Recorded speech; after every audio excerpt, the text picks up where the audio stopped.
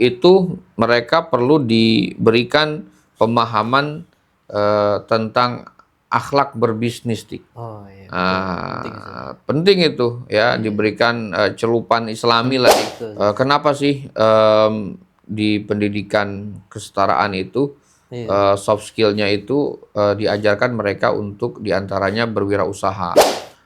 Ada etika ya, etika Islam atau etika bisnis dalam Islam yang memang ini butuh untuk dipraktikkan untuk semua ya teman-teman yang memang bergelut di dunia usaha.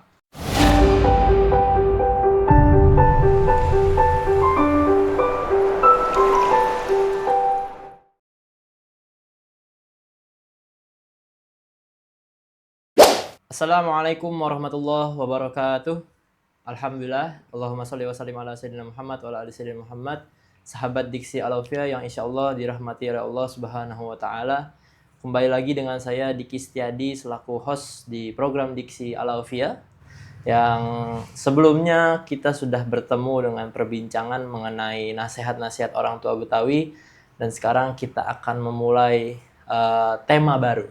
Kita akan mengulas atau membincangkan seputar artikel penelitian maupun pengabdian masyarakat seputar kajian akhlak. Dan semua itu lagi-lagi tidak akan terlepas dari yang namanya relevansi dengan kondisi sosial yang ada saat ini atau relate lah dengan zaman yang saat ini. Dan di sebelah saya sudah ada Ustadz Dr. Ahmad Irfan. Ustadz, bagaimana Ustadz kabar Ustadz? Alhamdulillah, baik Dik. Ketemu lagi kita Dik. Alhamdulillah. Lumayan cukup lama. Lumayan lama kita tidak nggak bikin video lagi Dik. Hari ini kita lanjut lagi.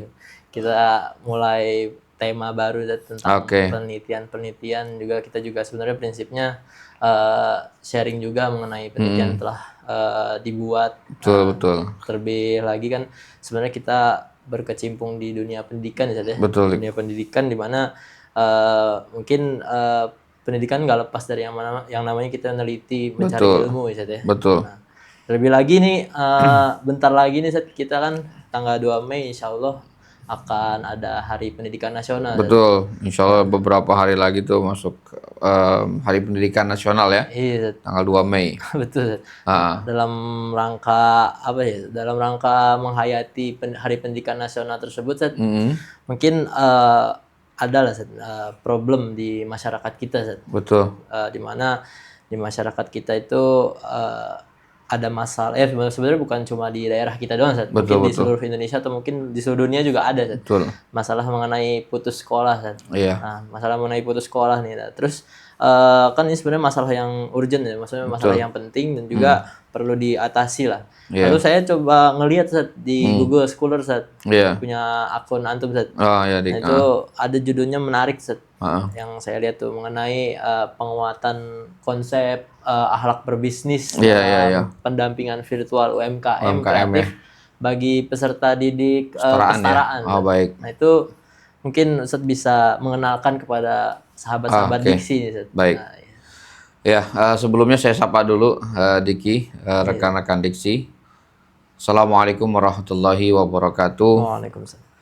Sahabat Diksi Al-Aufiah dimanapun antum berada, kembali bersama kami dalam bincang diksi, diskusi santai yang memang pada episode kali ini dan episode mendatang kita akan membincang mengenai artikel yang memang artikel itu bisa dari penelitian maupun pengabdian masyarakat yang fokus pada kajian akhlak yang memang pernah saya lakukan dengan beberapa rekan-rekan.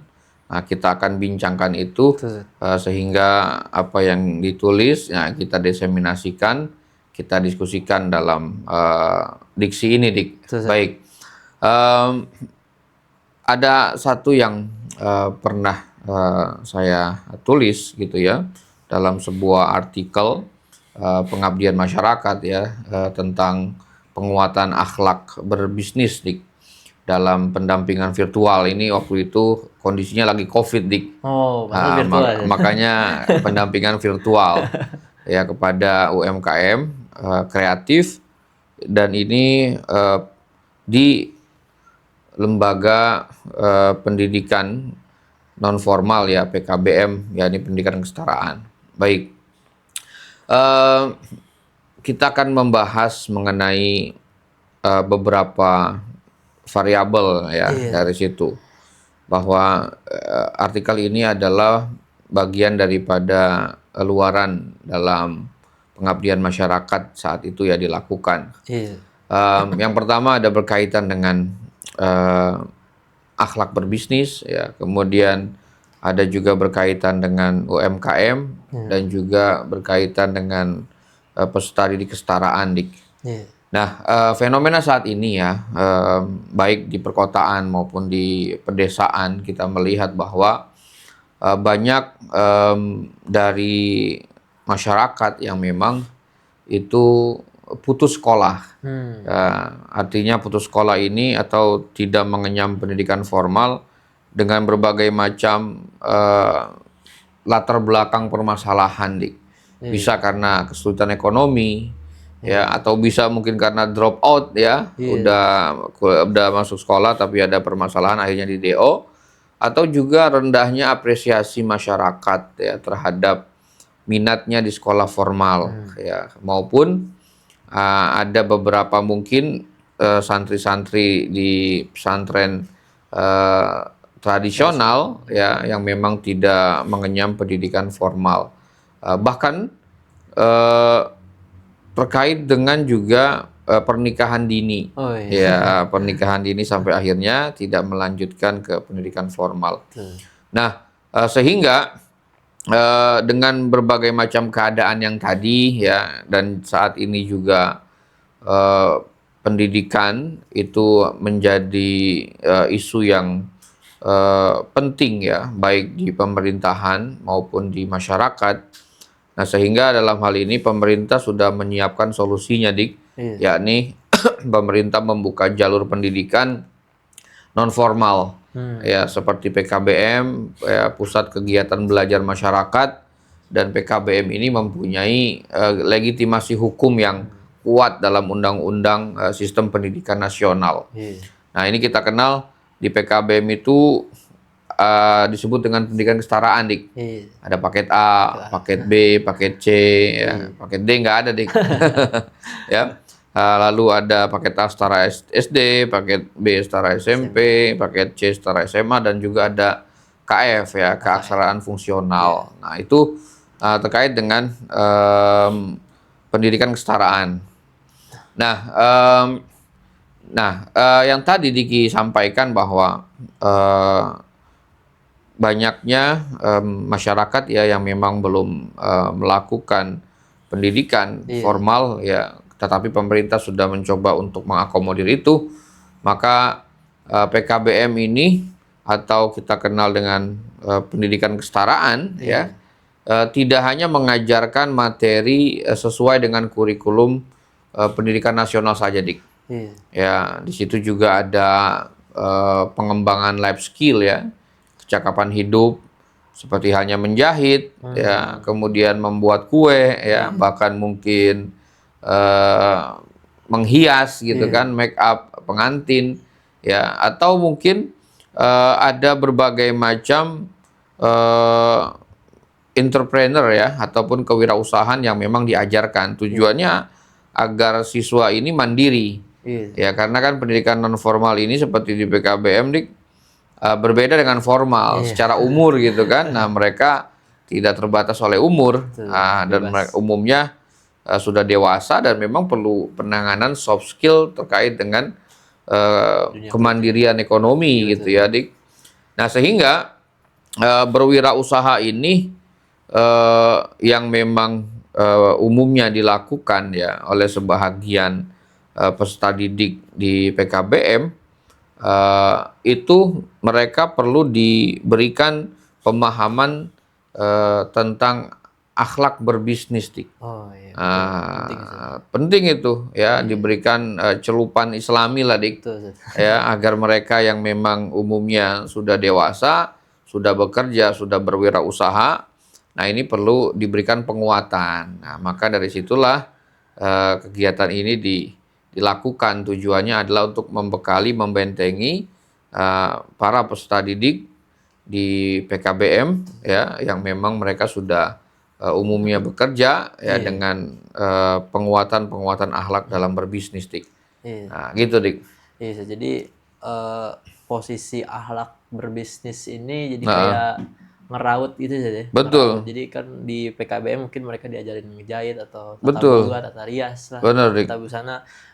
Tinggal gimana caranya keahlian mereka juga dibungkus dengan attitude saja. Betul. Akhlak itu. Jadi biar bagaimana mereka ketika sudah terjun di masyarakat ya, sudah apa namanya berwirausaha. Nah, itu perlu diperkuat dengan nilai-nilai Islami ya, karena memang kan PKBM itu lembaga pendidikan non formal yang tidak berbasis agama gitu ya. Artinya multikultur di situ, dan memang walaupun ada penguatan agama tetapi memang beda halnya dengan pesantren, Dik. Betul. Nah, sehingga dasar itulah memang kami waktu itu membuat satu seminar ya, ataupun memberikan penguatan kepada peserta didik.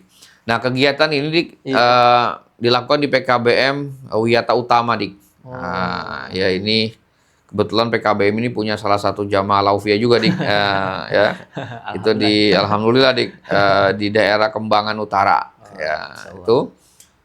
Lalu biasa ya, sebelum kita mulai kegiatan kita urus perizinan, ya kita diskusi dengan mitra apa yang menjadi kebutuhan mitra. Nah, ternyata inilah yang memang dibutuhkan oleh mitra PKBM saat itu. Memang mereka menginginkan ada penguatan akhlak, bil khusus akhlak berbisnis, karena memang umumnya peserta didiknya sudah banyak yang memang di dunia usaha gitu ya. Nah, sasarannya tadi ya untuk peserta didiknya ya bisa juga untuk pengelolanya juga ya, atau mungkin bisa untuk tutornya ya, instrukturnya, dan mungkin siapa stakeholder yang berada di lingkungan PKBM tersebut. Jadi memang sasaran utamanya adalah peserta didik, tetapi tidak hanya untuk peserta didiknya.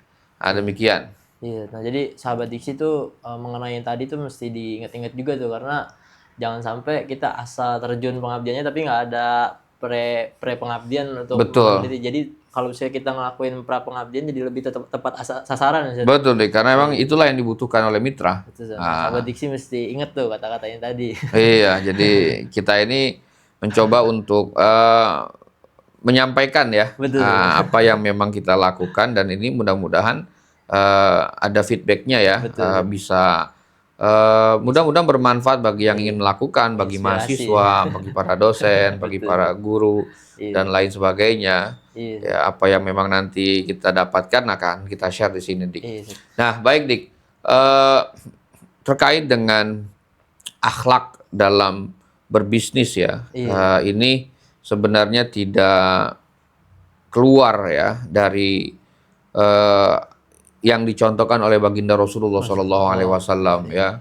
Bahkan kenapa sih di pendidikan kesetaraan itu soft skill-nya itu diajarkan mereka untuk diantaranya berwirausaha.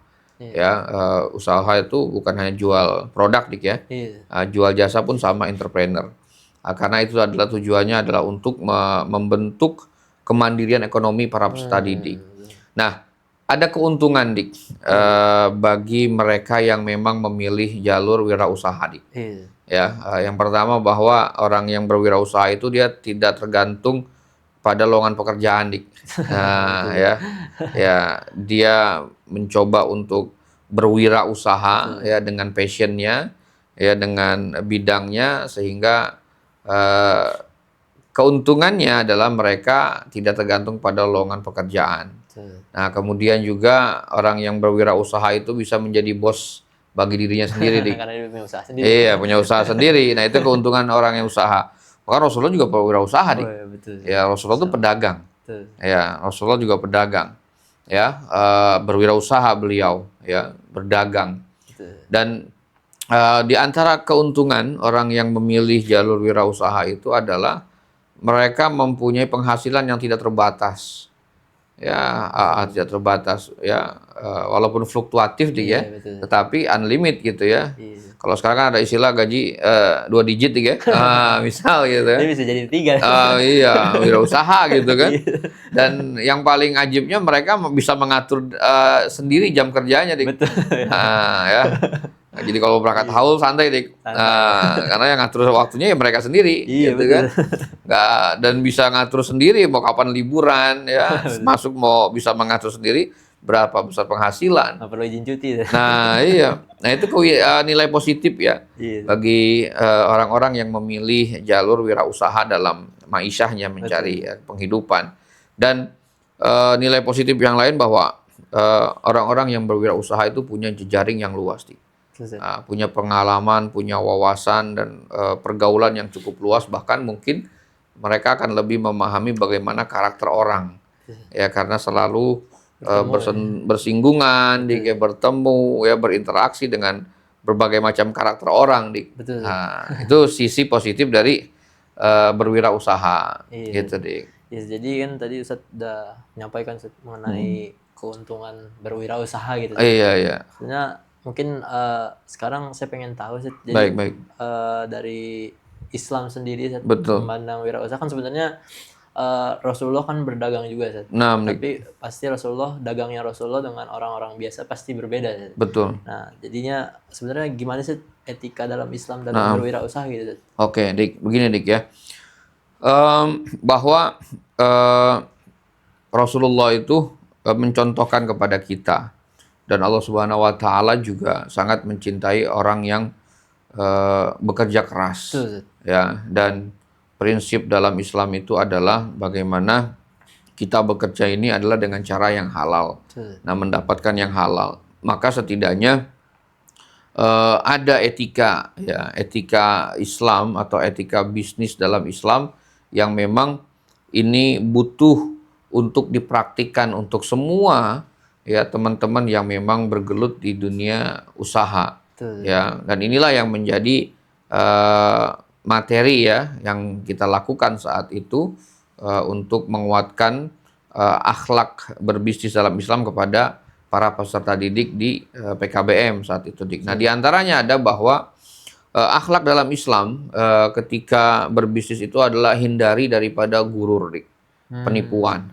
Sekarang banyak, dik, apalagi praktek sekarang ini kan mungkin kita jarang ke mall, tapi mall itu di handphone kita, dik. Betul. Ya, kadang-kadang juga ya mohon maaf ini masih banyak praktek culas gitu ya. Kita mesennya apa kok nyampenya apa. Beda. Bahkan ada modus baru, kita nggak mesen kok dikirimin barang. Iya, betul. Pernah ada begitu nggak? Pernah. Nah, iya. Malah kita yang mesti bayar. Nah, itu dia. Ya. Nah, sekarang ini dunia terus berkembang, Iya. kemudian praktek bisnis pun berkembang, Iya. ya, e-commerce merebak, Iya. ya, kemudian jual beli online itu juga sekarang sudah hampir dikatakan di semua lini, bukan hanya anak muda, orang tua pun sudah Betul. jual beli belinya online, dik, gitu ya. Nah, dari situ bahwa hindari yang namanya gurur, penipuan. Betul. Ya, wabil khusus bagi mereka yang berdagang, nah, hindari berbagai macam bentuk penipuan. Betul. Ya, itulah yang harus ditekankan karena ini adalah akhlak yang dicontohkan oleh Rasulullah SAW. Iya. Kemudian yang berikutnya, ketika kita berbisnis apapun model bisnis kita, Iya. maka itu upayakan harus bebas daripada maisir, dik. Ya, bebas daripada maisir, perjudian atau spekulasi. Ya, kita nggak bahas secara detail ya, karena memang secara umum saja kita sudah sama-sama tahu ya, hindari daripada bentuk maisir, perjudian. Kemudian hindari daripada hal-hal yang berkaitan dengan riba, atau rente, bunga uang. Ya. Sekarang banyak deh kalau kita lihat itu bahkan merebak berbagai macam bisnis dengan rente, dengan riba, ya, dengan bunga uang, ya. Banyak itu kalau kita lihat di samping rumah kita aja sudah ada kadang-kadang gitu ya. Nah, itu perlu kita hindari. Ya, jangan hanya orientasinya profit. Ya, tetapi dalam bisnis Islam itu adalah keberkahan, dik. Karena seberapa banyak yang kita dapat kalau nggak berkah ya sudah, dik. hilang gitu aja. hilang gitu aja, nguap gitu aja, Dik. Nah, kemudian etika bisnis dalam Islam itu adalah dia harus terbebas dari yang namanya riswah, Oh, suap, suap. ya, suap dan segala macam bentuknya penyuapan, ya. Nah, itu kita hindari dan juga hindari daripada produk-produk yang haram Betul. dikonsumsi, ya, ataupun haram dijual, Iya. ya, baik dalam hukum haram ini dalam agama maupun dalam undang-undang negara pastinya. Iya. Nah, dan pastinya juga hindari daripada segala macam bentuk kemaksiatan, Dik. Iya. Nah, setidaknya itulah beberapa adab ya atau etika yang harus dijaga bagi siapapun yang akan berwirausaha, Dik. Iya. Oke. Tadi kan sudah dijelaskan mengenai wirausahanya, Nah, Dik. etikanya, etika Islam ya, Zat. Nah, Dik. Sekarang mungkin kita kembali ke penelitian ya, Baik. pengabdian ya, Zat. Nah. Kira-kira yang Ustadz dapatkan ketika pengabdian tuh apa aja, Zat? Oke, baik. Setidaknya ada beberapa hal yang dihasilkan, Dik. Yang pertama bahwa kegiatan ini kan saat itu dilakukan saat COVID, Dik. Oh, Ya, sekitar tahun 2021 gitu ya. Iya. Maka ya kegiatan ini pastinya dilakukan secara online, Dik. Oh, iya. Ya, di online waktu itu kan semua perkuliahan, pembelajaran dilakukan secara Zoom. Nah, sehingga ini juga bagian daripada pendampingan virtual. Betul. Ya, bahwa jadi bagaimanapun keadaan, nah kita harus mencoba ikhtiar untuk tetap bisa berkontribusi. Betul. Nah, saat itu mungkin nggak bisa secara luring, maka dilakukan secara daring, secara virtual. Betul. Nah, sehingga pemaparan tentang konsep akhlak ini dalam berbisnis, nah itu disampaikan dalam bentuk virtual, Dik. Iya. Nah, kemudian bahwa materi penguatan akhlak dalam berbisnis ini setidaknya ini membuka wawasan peserta didik, Dik. Ya dengan berbagai macam bentuk penipuan, nah, akhirnya mereka lebih aware dan lebih terbuka, bahkan mungkin berkomitmen ya untuk tidak melakukannya. Betul. Ya, karena kita sampaikan juga akan dalil-dalil yang memang mengharamkan itu. Ya, dan juga ini juga memberikan tambahan wawasan keislaman dalam praktek berbisnis ya bagi peserta didik saat itu. Dan juga membuka wawasan kepedulian sosial, Dik. Betul. Dan yang tidak kalah penting adalah membuka wawasan filantropi Islam, Dik.